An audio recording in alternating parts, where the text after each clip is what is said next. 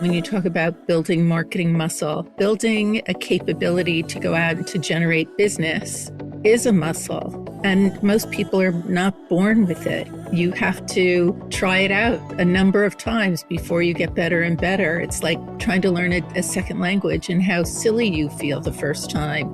And it's the same thing with asking for business, but it does get better over time and it gets easier over time.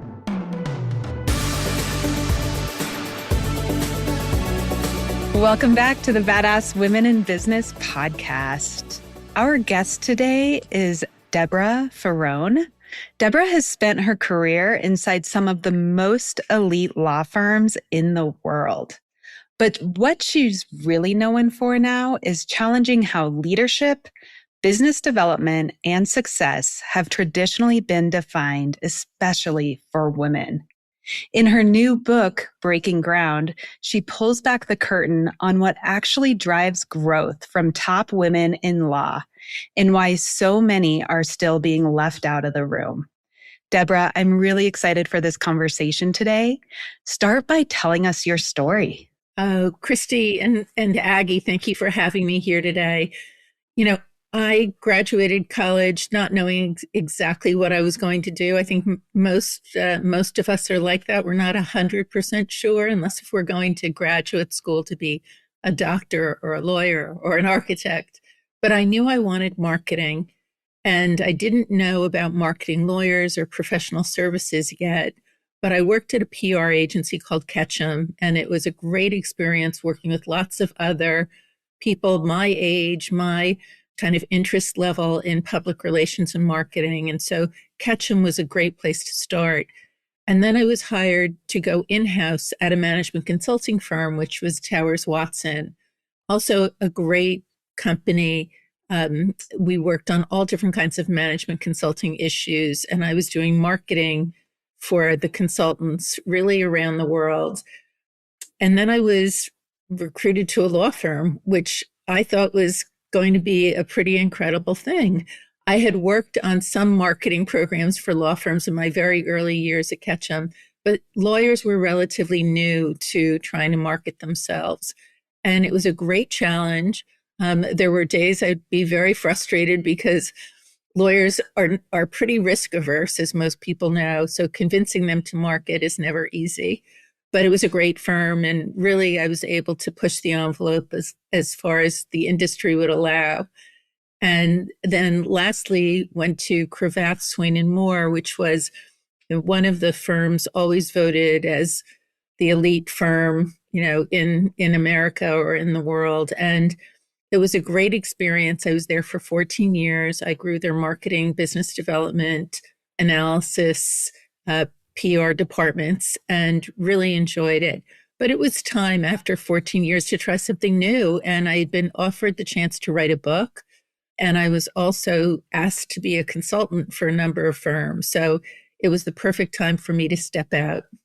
Christy and I talked to many law firm representatives, especially women, and we've had the experience and conversations speaking to women who are attorneys on this website. So being on the outside of that in a practice that is not the law, what has been your experience and what have you noticed in women representation in those illustrious law firms that you have been engaged with? It's a great question because there are some dichotomies that go on between men and women in law firms. If we look at how many women are graduating law school these days, it's more than 50%, which is great news. But when we look at law firms and we look at how many people are equity partners who really have a share in the firm, it's a much smaller percentage. It's between 25 and 29%, depending on what study you look at. So very few women are making it to those equity positions. And I think some of the issue is that most firms are not led by women, only 25%, not to give you too many statistics, but only 25% of these AmLaw 100, the really large firms, are led by women. And so lawyers who generally learn by precedent, right? That's how the law works. And they learn by looking at role models, are missing that in the equation. And so my thought was for my second book, I really wanted to dive into that question. And I wanted to find out what it was that I could do to help women and other underserved minority groups figure out how to develop business. Because if you can develop business, you can rise to leadership ranks within a law firm. You can develop your practice the way you want. You could decide you want to do IP law or you want to be a general litigator. And if you have to leave one day or you want to leave one day to start your own firm, you have that ability. So that skill to develop business is so important for people to have. So that was really why I wrote my book.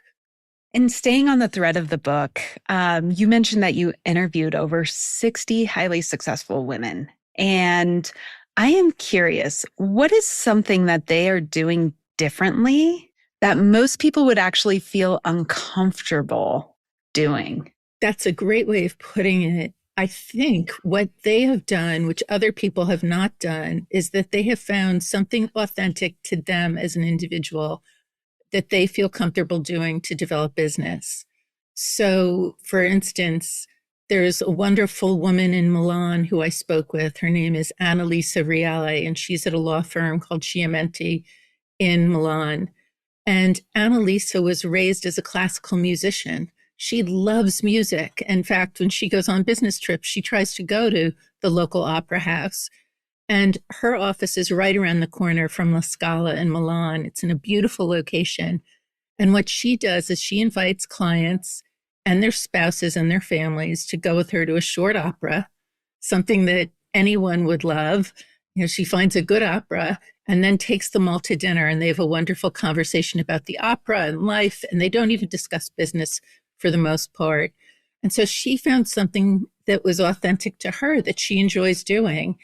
And when people find things that are authentic to them, they're more often to share that enthusiasm with a client, and a client can tell if you're really doing something you like to do, and you're more apt to repeat it.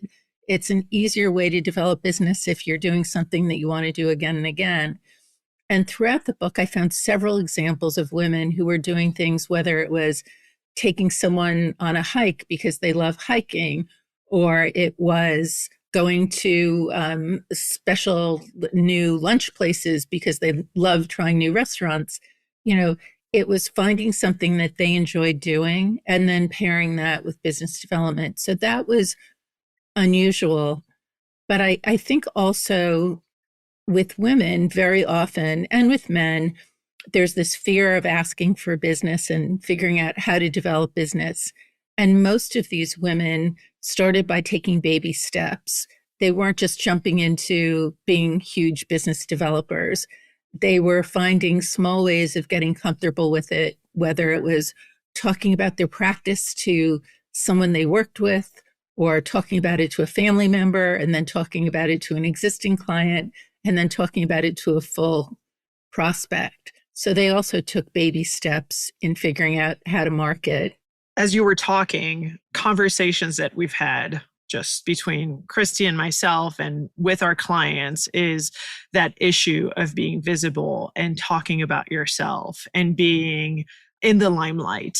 And we find on a daily basis that a number of women do have an issue with it. They do not want that spotlight on themselves. In order to go deeper into what you were just talking about, what are some of the maybe tips or words that you've used in order to steer women in the right way? Or what would you tell our listeners in terms of how do you get into that spotlight without being overly lit?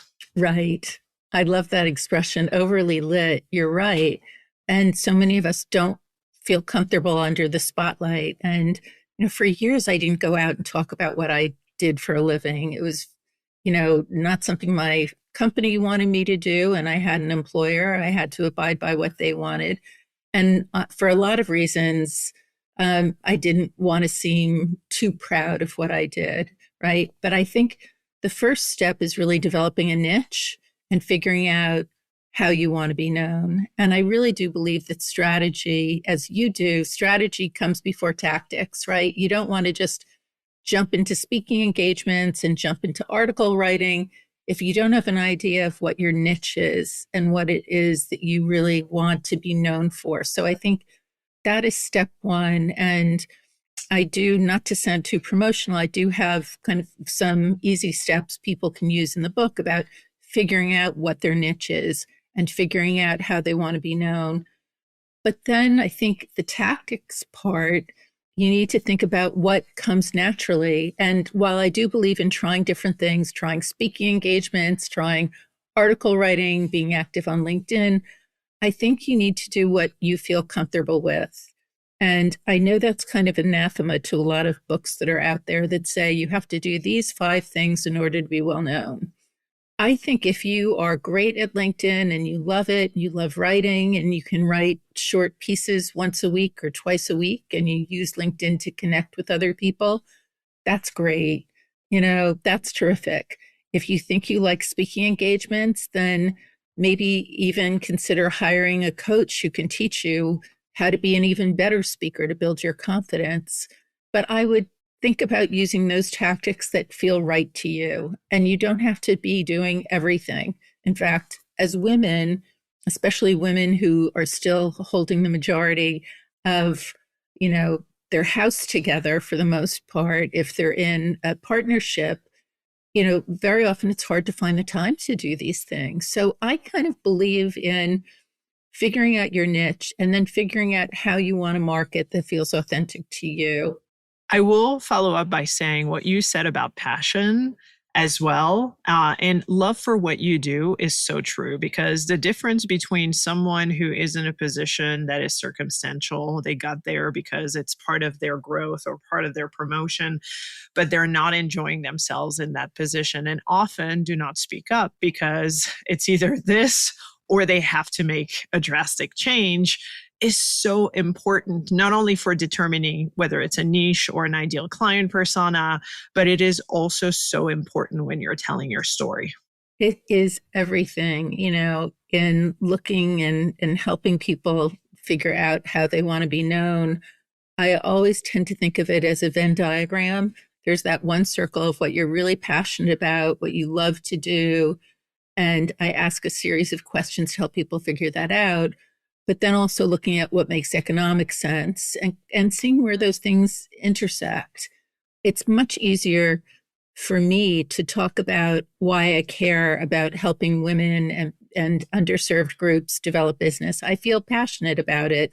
I have heard horror stories from various women about, the tough times they've had getting ahead at their firms, or the tough times they're having developing a practice. And I really want to help them. I am more apt to talk about that than I am about myself and what I offer as a management consultant to professional services and law firms. It's much easier for me to talk about, that drive, that passionate interest of what you want to be known for and what you want to leave to the world to be a better place. You've got my brain spinning and I love it.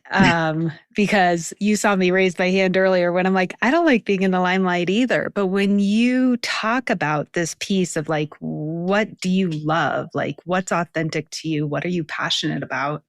My brain starts thinking in a different way. It takes it out of the pressure of, oh, I'm marketing, to more, oh, I get to share myself authentically. And I think that's such a big differentiator.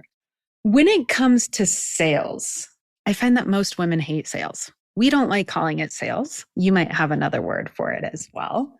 But you talk about building this marketing muscle and a day-to-day behavior. So how are you tying building that marketing muscle and what does it look like to the actual sales? Well, I love the fact that Aggie had mentioned passion, because I think that is the right word. And I think you're pointing that out too. I think there are various things going on when you talk about building marketing muscle. And I do think that, building a capability to go out and to generate business is a muscle. And most people are not born with it. you have to try it out a number of times before you get better and better. It's like I think back about trying to learn a language, trying to learn a second language, and how silly you feel the first time. And it's the same thing with asking for business, but it does get better over time and it gets easier over time. The other thing I tend to think about, and I spoke with a wonderful woman for the book, Samantha McKenna. She has a company called Sam Sales that everyone should look up. She's great to follow on LinkedIn as well. And she writes about supporting clients. And she has said to me that she doesn't use the words, I want your business or I want your project. She usually says at some point in a conversation, what can I do to support you? And I think that's a big plus.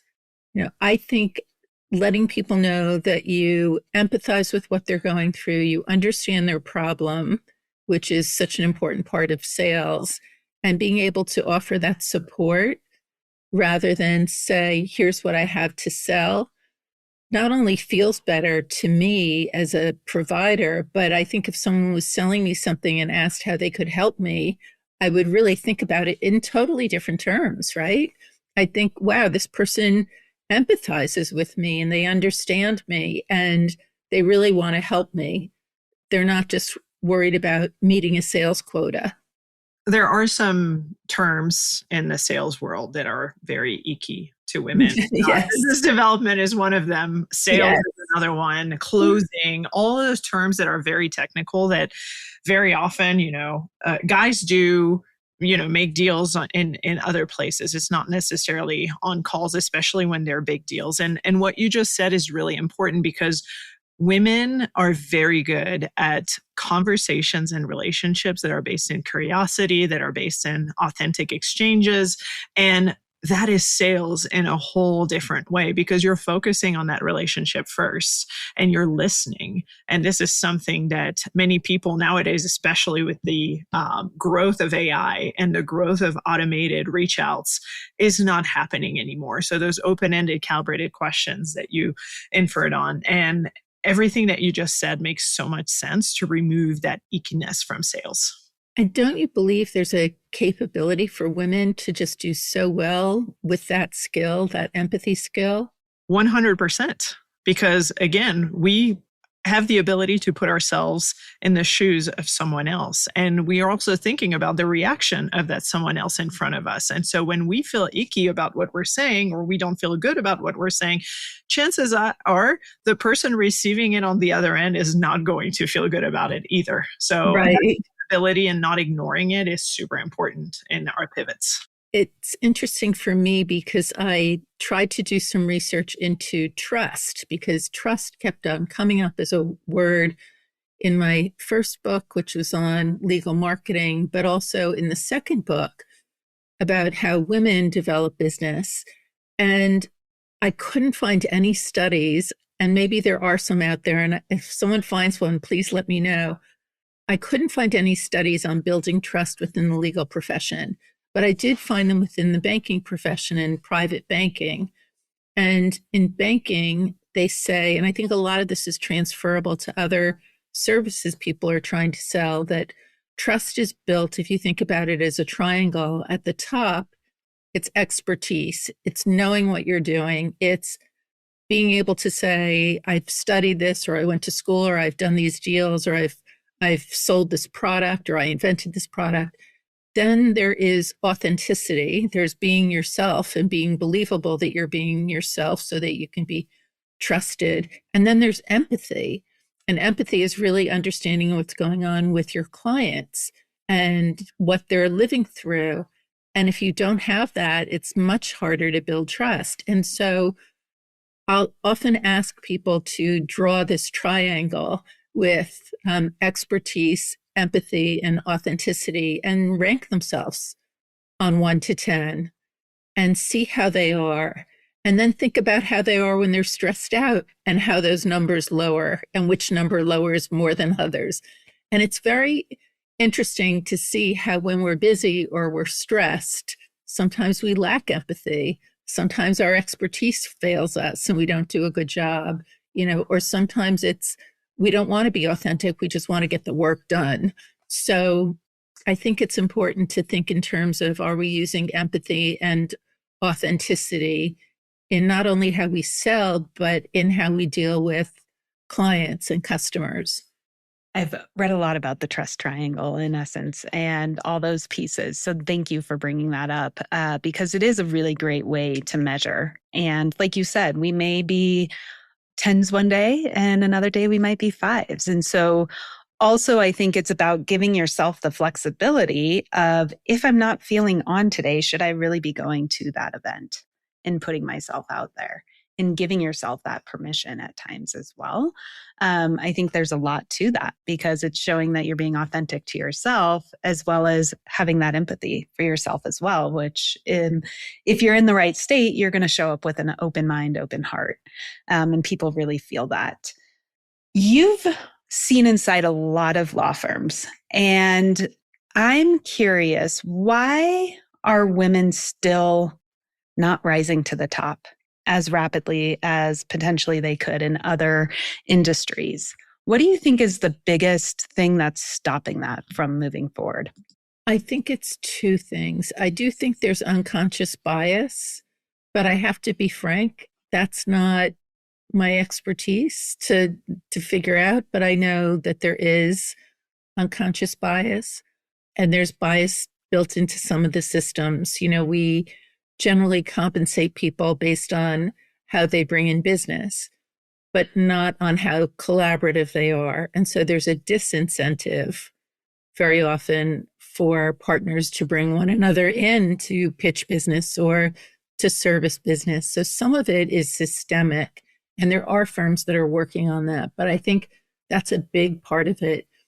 The part I think we can control as women is to look for opportunities to lift up other women, to figure out how are we going to help them? How are we going to share origination credit? How are we going to go beyond being a mentor and being really a sponsor for that woman? I think those things are so essential. And then lastly, I just want women to be able to have the skills to go out and develop their own business. I think if you can do that, it's almost like the ability to understand finance and know how to save your own money. It's something that you need to do for yourself. And maybe your style is not going to be bold and brassy, and maybe you develop business internally at the firm by selling yourself in a sense and making people know who you are within the firm. There are lots of different ways you can build a practice, but I do think it's essential and it's a really meaningful tool for women to have. How do you build the muscle to go out there and sell yourself when you're starting at a point of extreme discomfort? And we have Christy and I worked for an advisory firm for a long time, and that was one of the biggest issues, to where everybody was expecting for the firm to bring in the leads, and we were expecting to go and bring the leads to us. And so that created this wall of discomfort, both for men and women. Didn't make a difference of who was more successful than others. But where do you start to develop that comfort muscle to put yourself out there and start selling yourself? Very often, I do see companies offering individual coaching when someone is really that uncomfortable selling themselves or asking for business and they've tried different things. And a number of the firms that I've worked with, we do combinations of training where I'll come in and I'll talk about a topic and how I've seen other people solve it, or I'll give people industry insights, or I'll teach practice planning for practice leads. But then we offer individual coaching for individuals who self-nominate in most cases to be coached. And so I work with different companies that offer lots of coaches to do that.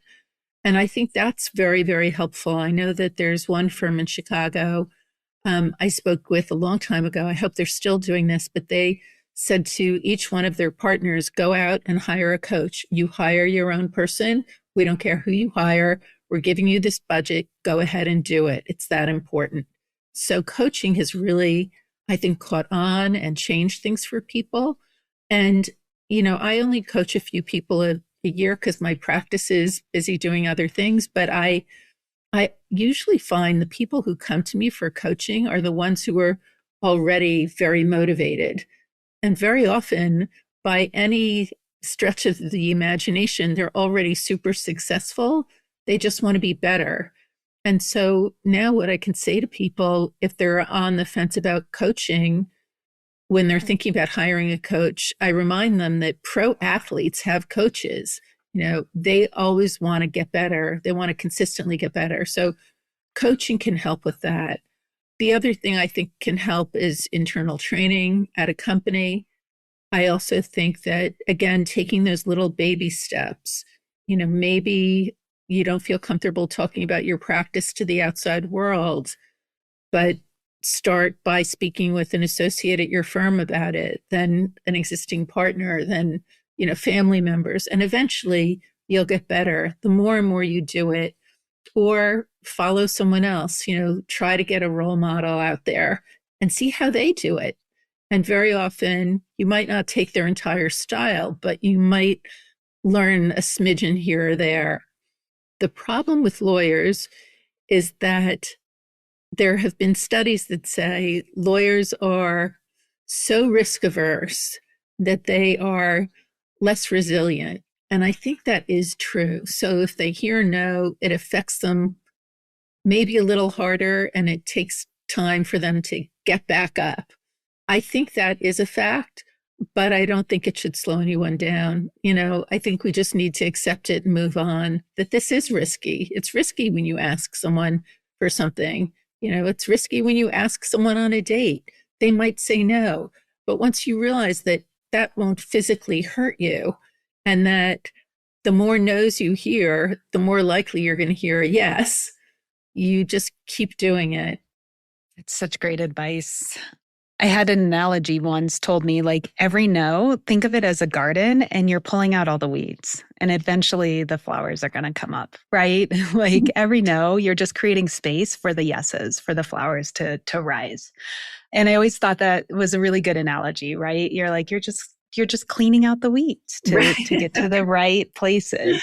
And just because someone says no, that might mean no now, but that doesn't necessarily mean no forever.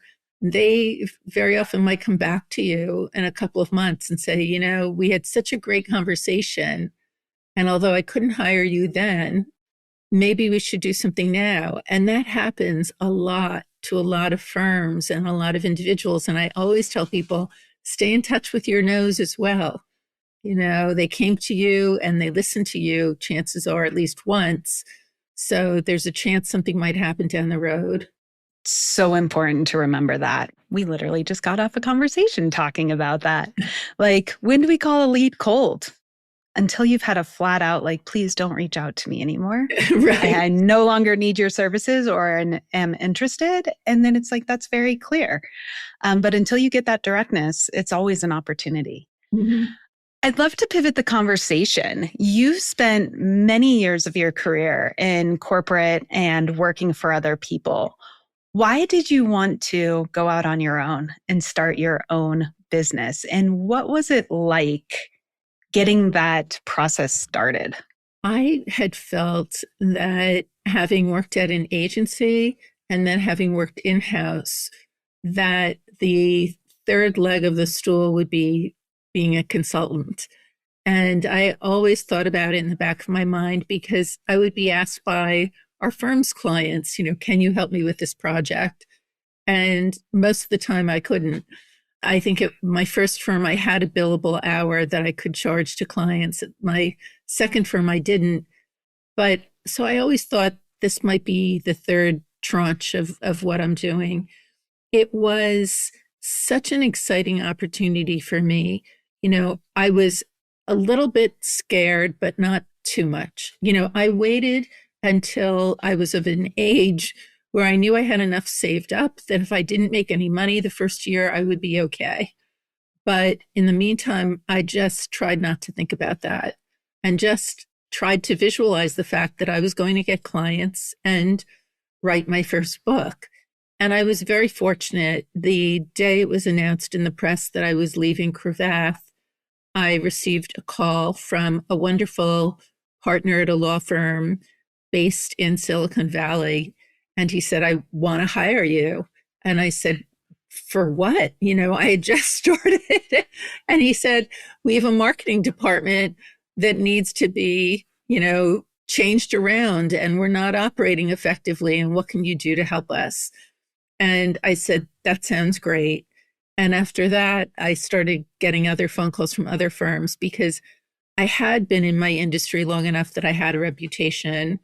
And then, there was an announcement in the American Lawyer that I was leaving Cravath and starting to consult. So I guess my strategy was more of a push strategy than it was a pull strategy. And that's something as an entrepreneur, I think is very important to think about. Do you want to take the time to let people know what you do, write, put out a lot of content and hope that they come to you? Or do you want to make sales calls? And not one is better than the other, but I was more comfortable with making sure I was out there and people would call me when they needed me. Now, it might be different if I had lots of people working for me and I had lots of mouths to feed. Then I might have to be more aggressive in going out and really selling. But for me, at this point in my life, this works fine and I'm completely busy, so I'm okay. You stepped out of being employed by someone else with a very strong reputation. It's not the case for everyone. Someone who gets laid off and is contemplating starting a business, for example, Yeah. often struggles with building up that reputation and also understanding their value. So, and this is one of the biggest hurdle that many women face when they step out of the corporate life and step into entrepreneurship is understanding their value and pricing themselves accordingly. How did that work out for you when you first stepped out with potentially having your prices set for you, your hourly rate set for you, to really understanding, okay, this is what I need to live, even though I have this year built in. Mm-hmm. This is what I need to continue my lifestyle, to afford this life. What was the work that you did behind the scene to be like, this is what I'm going to charge my clients? I'd love to tell you I didn't do any work and it was just good luck, right? But no, I met with a coach in advance, about a year in advance. Her name was Mary Ann Ruggiero. She's excellent. And we kind of went over, if I did start a business, what would I need to do? What did I need to think about? What would I be giving up? And those things really are important to think about. And I was lucky that I had the runway to think of that. But a lot of women, you're absolutely right, don't. And I think that's why, although the lessons in my book are for women lawyers, I really think that all women, or really anyone who is working for an employer, needs to take responsibility for their own career. I'm not saying that employers are evil or that they don't have the best interest of their people at heart. Some of them do. But I think we need to take responsibility when we're being employed and think, what would happen if I lost my job tomorrow? And I know no one wants to think about that, but I think it is important to think about, where would I get business? What kind of business would I start? Who would my potential customers be? And try to map that out before it happens so that people know you when you're ready to launch. But I also think, again, having a really clear niche of what you can offer, of exactly what those things are and how they can help your potential clients is also a must. You really need to put yourself in the side of a potential client. The woman who was on an earlier podcast of yours about franchises, if you're selling a franchise, think about what that franchisee really needs. Is it that they're looking for income? Is it that they're looking for independence? So I think you put your head in the mind of the customer, and then you do your research. You figure out who is out there doing something similar to me and what can I offer that's different. I was able to offer the fact that I had been to work for two extraordinary firms, and I had taught at NYU, and I had a strange mix of a background that way. But it's very important for anyone marketing themselves as a professional service to think, what is it that makes me different? That is such a key question, because instead of going into the comparison, it's like, how can I differentiate myself? And does that differentiator, if we're doing the exact same thing, right? And I'm like, okay, I recognize there. How do you find that differentiator when at the end of the day, the services you offer are probably similar or the same? I like to think that mine are better. Now, maybe that's just an attitude that I shouldn't have, but I really feel like I go the extra mile for clients, and I want my clients to say at the engagement, and wow, this was amazing. Can we do this again? Or this was a huge help. Will you stay on and work with us more? I really want that to happen. And there was a lawyer, Barry Wolf, who works at Weil Gotshal, who once said to me, there's a wow factor that he tries to get his lawyers to have. You really want to wow your clients. And I try to think about that more than I do those that compete. I really try to keep my eye on the ball and think about the positive stuff. I could dwell all day on what competitors or people who think that their competitors are doing, but I don't think that would do me any good. I want to know what they're doing, if they're doing something unusual, if they're using interesting technology that I'm not using. But I really try to focus on myself and my services to my existing clients and what I can do for those clients that will help them achieve their goals. What is something that you believe today that wasn't something that you even had a thought about when you started your career, now that you have experienced the whole gamut of business? I think the one thing that I didn't know that I was surprised about is that working as a consultant, you need to be very purposeful about continuing to learn.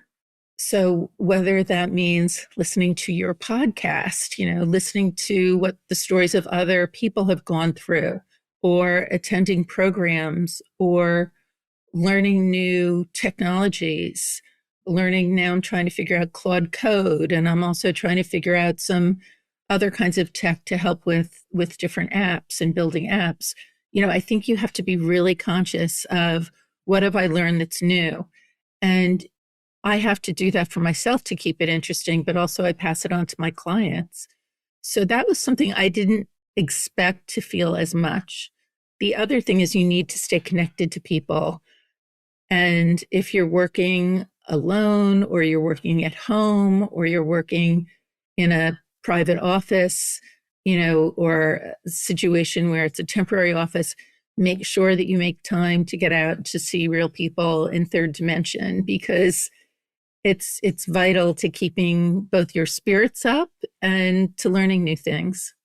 I would agree with that. And it can be hard. It's easy to kind of get stuck in your bubble, right? But that's also something that you mentioned is you didn't realize this sense of loneliness would be such a great challenge for you going out on your own. At what point did you realize it was truly impacting you, and what shifted when you started addressing it? I was fine during the pandemic because I think we were all on Zoom with one another and we created this great network. But honestly, after the pandemic, my mother passed away, and she had been, I had talked to her every day, and I started realizing I missed that, and I missed that sense of connection. And it was really important for me to lean on my friends.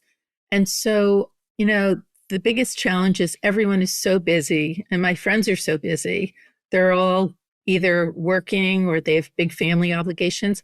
But I make sure that I have breakfast with someone every week, or lunch, or a dinner besides my spouse, and that I get out and that I do things for other people, that I connect with them as much as I can, because I'm aware that if you get into the mode of working too hard and working around the clock, especially if you're a solo entrepreneur, and I work with a few people on kind of a 1099 basis when I need to, but you really need your friends and you really need your balance. And I think when I was probably an in-house person, I didn't have that balance because I couldn't afford to keep my eye away from the ball, But now that I'm a little bit older and that I'm in business for myself, I realize it's so vital. It's so important. It is so true. And I remember initially when that switch happened for me to being employed by someone to being in business for myself was the guilt of time, because you are expected when you are working for someone else to constantly be productive and show that productivity. And people work at different speeds. So some people finish their work a lot, quicker than others. And so when you have that extra time and you're suddenly working for yourself and you want to go for a walk, there's always that initial guilt of like, can I do that? Who do I tell that I'm right, right. There's an adjustment. There really is. Or how much time can I afford to take off? But I think what's happened with me, and I know this happens with a lot of people, and I'm not unusual this way, is you figure out the best time of day for you to get work done, and then the time where you can have a little bit of freedom. So I love mornings. I can write in the morning. I am much more focused in the morning. And I start early. I start sometimes at 7, but by 4 o'clock, my brain needs a break and I go out, whatever it is, whether it's for a walk with my dog or running an errand, but I try to get out at least towards the end of the day. But I think that adjustment is really weird. You think like, can I give myself permission to get out, or do I have to work around the clock? Let me ask my boss. No such thing anymore. And before I ask my question, is this something that for those of you listening, especially if you're client facing, when Christy and I were doing our calendars, and that's something that came out of the place that we met, is that our 5th weeks are open. So anytime there is a 5th day of the month, like a 5th Monday or a 5th Tuesday, we never have client meetings. And so that happened to be this last Monday and Tuesday. And on Monday, we met at the hot springs in Glenwood Springs and just had a soak for. Christy did it for 5 hours. I lasted 3 hours, and then I had a 3-hour drive back to Denver. But that is such a luxury to be able to see each other in the flesh, as you said, and in 3 dimensions, but also to take some time to soak in all of the minerals that our bodies need. I think that sounds great. Well, I would be there too, but I'm in New York, so it would be hard to do it on a day trip. But I think that sounds great. Well, next time you come for a longer time, let us know. Okay. I'm curious, and I'm assuming working with professional women in law firms, burnout is a real thing. And I'm curious, how do you help individuals recognize that they are at the point of or potentially on the verge of burnout? And what are some tools or tactics that you give them that they can leverage to get them out of that mindset? It's a great question because it is a big issue.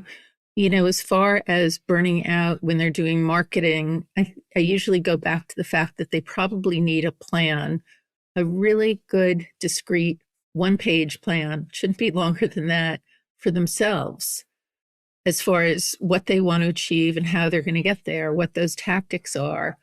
Again, you start with strategy and then build the tactics. I think we all get scattered thinking that we have to do everything. So at least I can help them kind of narrow down the business development focus. But different people respond differently. And I very often find that calendaring things can be a huge help.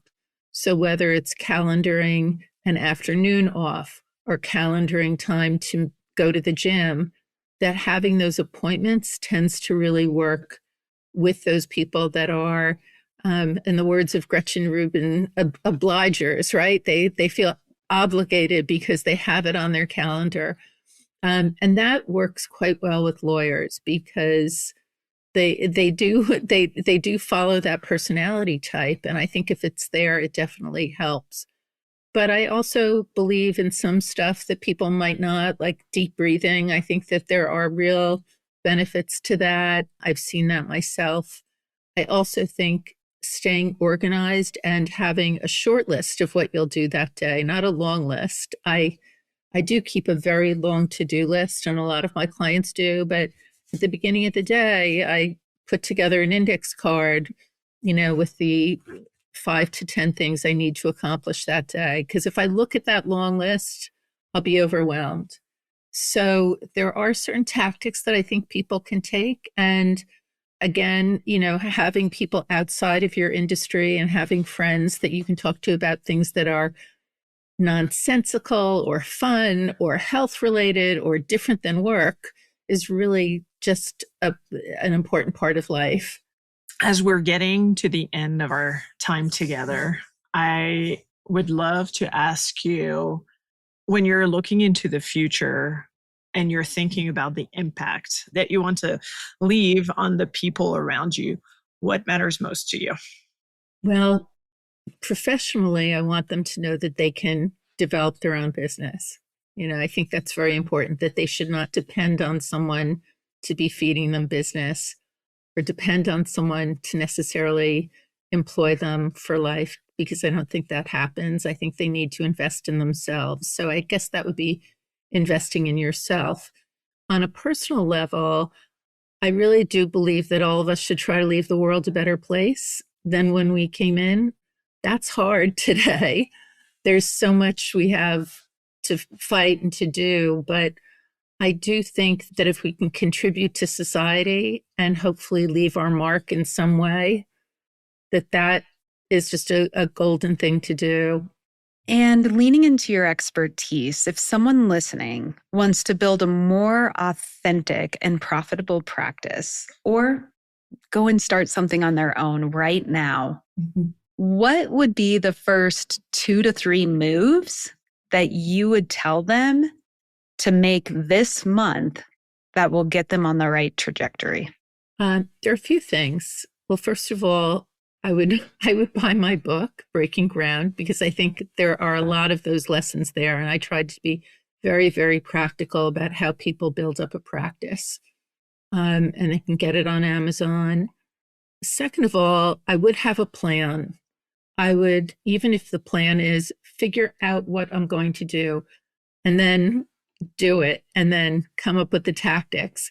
I think writing something down, putting it in writing and putting it on a piece of paper, like literally handwriting it, not typing it into a computer, but putting it into handwriting. They say you're much more likely to accomplish something if you've written it down. And so I think that is really important. And then take a deep dive and say, how will I learn more about this? How will I learn more about either starting my business or the industry, or, are there podcasts I can listen to? Are there books I can read so that I can really work on that expertise part of the triangle that's so important? So those are the first 3 steps, I would think, that would be really helpful in getting people jump started. Buy the book, make a plan and write it down, and then educate yourself. Yeah, you want to be the best that you can be. Awesome. Learning is never outdated. Well, ladies, it has been incredible to have that chat. Deborah, thank you so much for sharing yourself with us and our listeners. And to all of you out there who are listening to us every single week, we'll see you next week. And in the meantime, stay badass. Thank you so much for listening. We hope you enjoyed this episode as much as we did recording it. If you like our show, please rate us, drop us a review on your favorite streaming app, and we'll catch you on the next episode. This was the Badass Women in Business podcast by Christy and Aggie.